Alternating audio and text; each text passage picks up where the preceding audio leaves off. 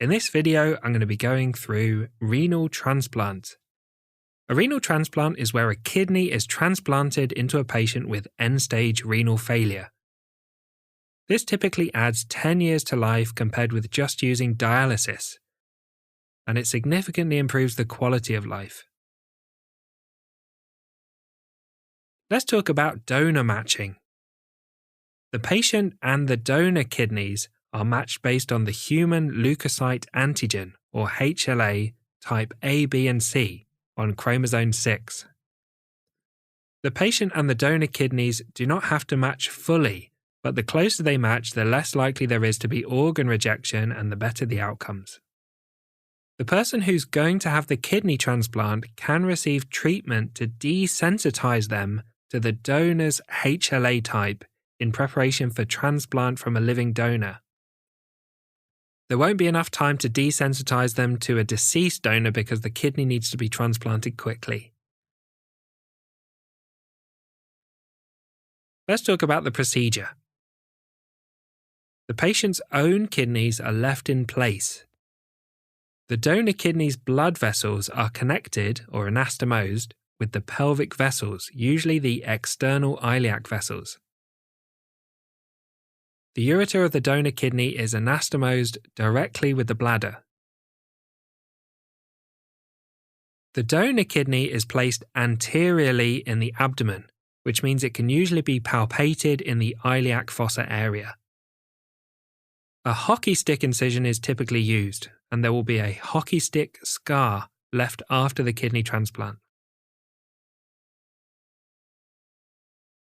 After the kidney transplant, the new kidneys will start functioning immediately.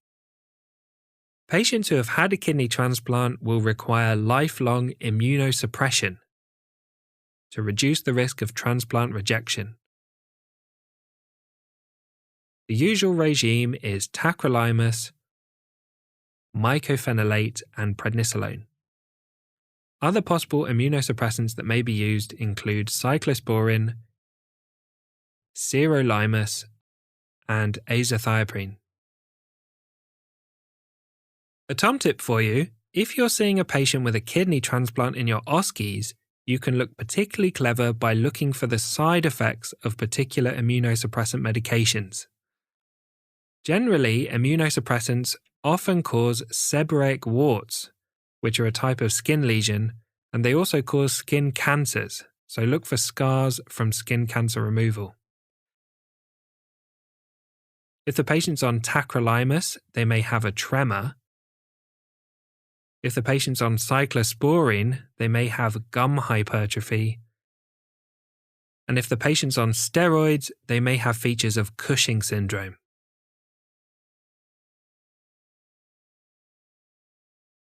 Finally, let's talk about the complications. Complications relating to the transplant are transplant rejection, which can be hyperacute, acute, or chronic, transplant failure, and electrolyte imbalances. Complications related to immunosuppressants include ischemic heart disease, type 2 diabetes, which is caused specifically by steroids. Infections are more likely, more severe, and may involve unusual pathogens. Non-Hodgkin's lymphoma, and skin cancers, particularly squamous cell carcinoma. There are some unusual infections that can occur secondary to immunosuppressant medications, and these include pneumocystis jirovecii pneumonia, or PCP or PJP, cytomegalovirus, or CMV, and tuberculosis, or TB.